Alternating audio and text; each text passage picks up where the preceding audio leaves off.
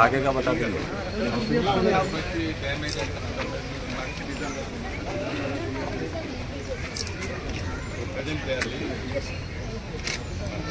चलो चलो आ जाओ भाई, आ जाओ आ जाओ।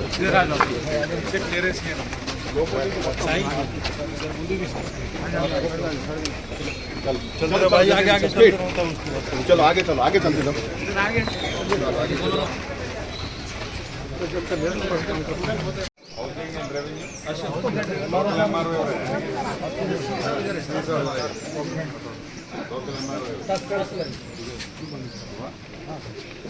సో డి గారు నువ్వు హౌసింగ్ కోఆర్డినేట్ చేసుకోండి. కాలనీలకు సంబంధించి ఎంతమంది ప్రజెంట్ ఆక్యుపేషన్లో ఉన్నారు, లేని ఎంత అంటే నెంబరింగ్తో పాటు బ్లాక్ వేసి బ్లాక్లో ఎన్ని ఉన్నాయి, ఎన్ని ఫిల్ అయ్యింది, ఎన్ని పెట్టింది బ్లాక్ పొజిషన్,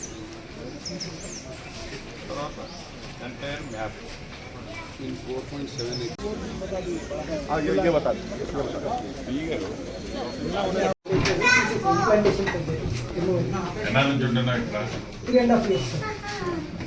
ఎట్లా రైనీ సీజన్ లో ఎట్లా మంచిగానే ఉంటుంది.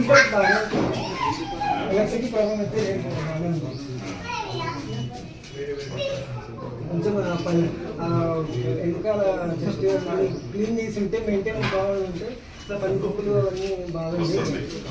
అదర్వైజ్ బిల్డింగ్ వేజ్ ఓకే, బిల్డింగ్ కొంచెం ఆఫీస్ వాళ్ళు బయట వాళ్ళు AIMIM का काम मलकपेट कॉन्स्टिट्यूंसी में। हाँ दोस्तों, आज 4 शुम्बे के दिन दोपहर 1 बजे मलकपेट कॉन्स्टिट्यूंसी के तहत आसमानगढ़ के पास काला डेरा कॉलोनी में GHMC रेजिडेंशियल कॉलोनी में नए 2 BHK हाउसिंग बिल्डिंग्स का प्रपोजल का इंस्पेक्शन किया गया। AIMIM प्रेसिडेंट अलहाज जनाब बैरिस्टर असदुद्दीन ओवैसी साहब, ऑनरेबल MP हैदराबाद और तेलंगाना के रेवेन्यू मिनिस्टर पोंगुलेटी श्रीनिवास रेड्डी साहब भी मौजूद थे।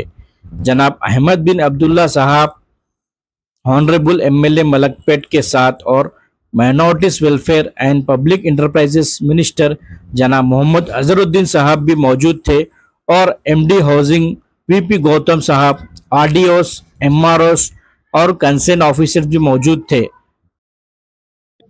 ఈ సంవత్సరం 1,00,000 ఇళ్ళు టార్గెట్ పెట్టుకున్నాం. మళ్ళీ వచ్చే సంవత్సరం అట్లా విడతల వారీగా అర్హులైన సిటీలో అర్బన్ ప్రాంతంలో ఇళ్ల స్థలం లేని నిరుపేదలకి ఇల్లు ఇచ్చే కార్యక్రమం తప్పకుండా మంచి ఫలితాలు ఇస్తాయి. ఆనాటి 10 సంవత్సరాల ప్రభుత్వం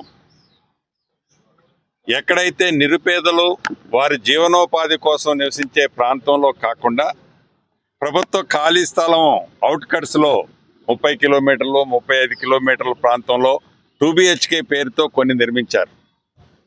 ఆ నిర్మించిన కొన్నిట్లలో కూడా ఈ 30 కిలోమీటర్లు వాళ్ళ జీవనోపాధి ప్రాంతానికి రాలేక వెళ్ళలేక అక్కడ నివసించి అవి నిరుపయోగంగా ఉన్నాయి. ప్రత్యక్షంగా చూసిన తర్వాత ఈ కోర్ ఏరియాలోనే ప్రభుత్వ స్థలంలో ఆ భూమి ఖరీదు ఎంతున్నా ఖరీదు ముఖ్యం కాదు, పేదవాడి ఆత్మగౌరవం ముఖ్యమని ఈ ప్రభుత్వం తెలిసి పేదవాడి ప్రభుత్వానికి అండగా, పేదవాడికి అండగా ఉండే ప్రభుత్వం కాబట్టి ఈనాడు తప్పకుండా రాబోయే కొద్ది రోజుల్లోనే గౌరవ ముఖ్యమంత్రి రేవంత్ రెడ్డి గారి చేతుల మీదుగా ఈ అర్బన్లో 1,00,000 ఇళ్లకు సంబంధించిన శంకుస్థాపన శ్రీకారం కూడా చుట్టబోతున్నామని, చేయబోతున్నామని చెప్పడానికి సంతోషిస్తున్నాను.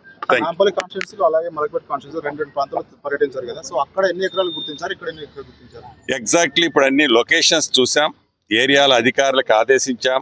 నాకు తెలిసి కపుల్ ఆఫ్ డేస్లో ఫుల్ ప్లెడ్జ్లో ఏవైతే ప్రభుత్వ స్థలాలు పేరుకి క్వార్టర్లు ఉన్నాయి అవి నిరుపయోగంగా ఉన్నాయి, ఎవరు నివసించే పొజిషన్లో లేదు. అదే రకంగా గతంలో 30 years 40 years 50 years క్రితం ఆనాటి ఇందిరమ్మ ప్రభుత్వం ఉన్నప్పుడు నిర్మించిన ఇళ్ళు అవి కూడా కొన్ని డిస్మాంటిల్ స్టేజ్లో ఉన్నాయి. అది ఎప్పుడు పెద్ద వర్షాలు వచ్చినా, వర్షాకాలం వస్తే అవి ఎప్పుడు కూలిపోతాయని దాంట్లో నివసించే వాళ్ళు కూడా ఇందాక కార్వాన్ ప్రాంతంలో కూడా అసద్ భాయ్ ఇందాక ప్రత్యక్షంగా తీసుకెళ్తే అక్కడ ఉన్న వాళ్ళంతా కూడా స్థానిక పార్లమెంట్ సభ్యులుగా వారికి వారి ఆవేదన, బాధ ఇమీడియట్లీగా మేము ఈ ల్యాండ్ హ్యాండ్ ఓవర్ చేస్తాం, మీరు తొందరగా కట్టి మాకు హ్యాండ్ ఇవ్వండి అని ఆ నిరుపేదలు అడగటం జరుగుతుంది. అటువంటి ప్రాంతాలను కూడా ఈ ప్రభుత్వం ఇప్పుడు కన్సిడర్ చేసి అక్కడ కూడా నిర్మించాలనేది అనుకున్నాం. ప్రతి నియోజకవర్గంలో సైజబుల్గా ఈ ఏరియా ల్యాండ్ ఒక క్లారిటీ వచ్చిన తర్వాత తప్పకుండా మిగతా వివరాలు ఈ నియోజకవర్గ ప్రజలకి స్థానిక శాసనసభ్యుల ద్వారా, గౌరవ పార్లమెంటు సభ్యుల ద్వారా కూడా కమ్యూనికేట్ చేయడం జరుగుతుంది. Thank you.